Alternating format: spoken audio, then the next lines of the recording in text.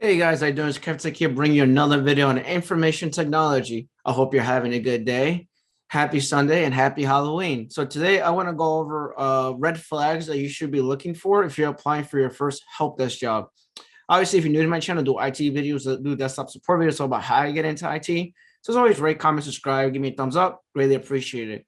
So today's video is me covering, I have covered a lot of videos. This is the first time me making a video on red flags you would have to look for if you're applying for jobs, certain jobs, because the reason why I have to go over this is because I don't want you applying for a job, your first help desk job, and you're gonna be miserable, right? I don't want you to have a miserable experience. So I'm gonna give you like tips and tricks and things you should look for if you're applying for your first help desk job, and if that job's perfect for you, or you're the right fit for that job. So I'm going to go over some things. I have a Word document over here, and I'm going to go over it. I'm going to leave this in the description of the video. So then if you ever go and apply for a job, you want to look at these things first before you actually go and apply for that job and go for that job interview. All right. Numero uno. So number one is very important. Number one is compensation. Obviously, you need to have a good compensation if you're applying for your first job in IT help desk. What is it? What is compensation? You don't look at the cost of living. So are they paying you the cost of living in your area? So obviously, because I live in New York, the cost of living is extremely high over here.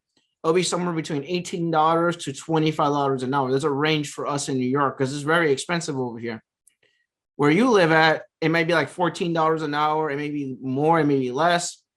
It has to be above the minimum wage, obviously, not like way less than that. It doesn't make any sense. So why would you take a pay cut and go somewhere else and they're not paying you the right amount? Also, there's another thing that I get really frustrated about compensation is, are they giving you like help desk related stuff? And I put that here in the document because sometimes they want you to be a one-man show and they're paying you this a little bit amount of money for a one-man show kind of deal. So what does that mean? So basically you're doing Office 365 Active Directory, you may be doing system admin responsibility, and they're expecting you to do all these things with such a low minimum payment amount, if that makes sense. So you want to look at the job description. You want to make sure that you're doing help desk stuff, not sysadmin stuff or network admin stuff. Unless the pay is matching the responsibility, then you will go ahead and do that job. Hopefully that makes sense. The other thing you want to look at on top of compensation, obviously, is the work hours. Is this going to be at 8 to 5, 9 to 5? Are you expected to be on call? Because usually when you do help desk, IT support, or service desk, you are expected to be on call. And you want to know, is this like a call like every weekend, once a month, every 2 months? That's something that you want to ask to a hiring manager. The other thing you want to look at is overtime. Is there overtime in this company? Is it like overtime once a while, like once in the blue moon, or is this overtime every single week? Because I'm only getting burned out, right? It doesn't make any sense. So if it's a company that they're doing crazy amount of hours every week and you like overtime, then you go ahead and apply for that job. But if it's someone that they want like a flexible schedule, because I look at work-life balance, obviously you need to have time for yourself, right? So you have to look at work-life balance, right? If the schedule is 8 to 5, 9 to 5, they could go home after that, and that's fine. That's very totally fine, right? On top of compensation, obviously, is also seeing if the job has remote work. Is it hybrid? Is it a combination of you being on site 2 times, 3 times a week? Like what are they giving you? What are they offering? Because now we have this whole pandemic thing, right? So obviously they may give you the option to work from home. They may not. Depends on the company, right? So that's number one. So there's like so many things. Number one, number two, right? Number two is company culture. How important company culture is for you. So what does that mean? Does the company fit well with you? How are the employees? Is the environment toxic? Is it not toxic? Does the manager seem a little off to you? Like, did they seem nice to you? Did they seem rude? Did they make you feel comfortable, uncomfortable? Do they seem like something's not right with that company? So you'll get a feel for that when you go on a job interview. Does the employees like the manager? Are the people screaming and yelling when you go for an interview on site? Things like that. What's the attitude of the manager? What's the attitude of the employees? Are you asking the right questions? For example, about the new role. What are the expectations of me Monday morning? Would I be trained in this role? How many days of training would I get? Is this a hybrid role, on-site role? Do I need to be vaccinated to work here? You know, all these things need to be asked when you're doing a job interview. Is this a role that there's room to grow in this position? Like, is there opportunity for me to grow in this role? Or there's nothing else beyond here? What does that mean? So are you being asked that you're just getting hired for a help desk role and there's no room to grow? There's nowhere to like transfer over to other positions. So it's like one of those jobs that you're going to be stuck forever doing the same thing over and over again and not being expected to have growth in the company itself. Those are things you need to ask, if that makes sense. So company culture and there's all this other stuff on top of it. So hopefully that makes sense.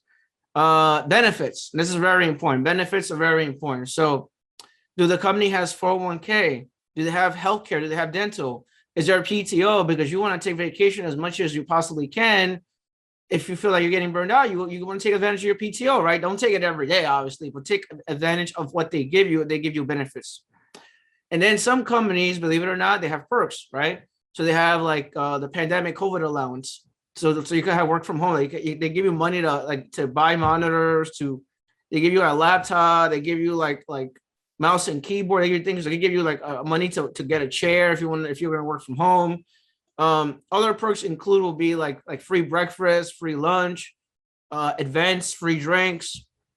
Do they pay for certs? Like some companies pay for certs, some don't pay for certs. That's the thing. So these are all the things you need to be looking at when you're applying for a job.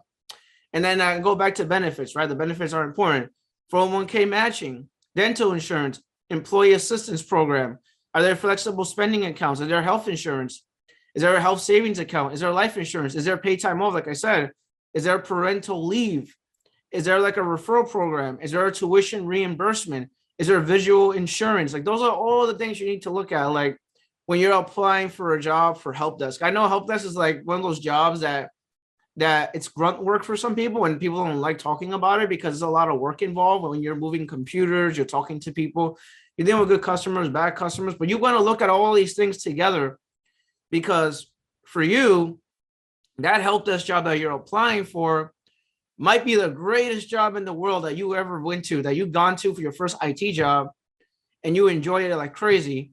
Or you may be that one person that goes to a company, you don't do your research, you don't go to Glassdoor, you don't go to Dice, you do zero research about the company, and you're miserable in that company, and then you can't get out of that job because if you get out of that job, then you have no money or no source of income, and you're stuck.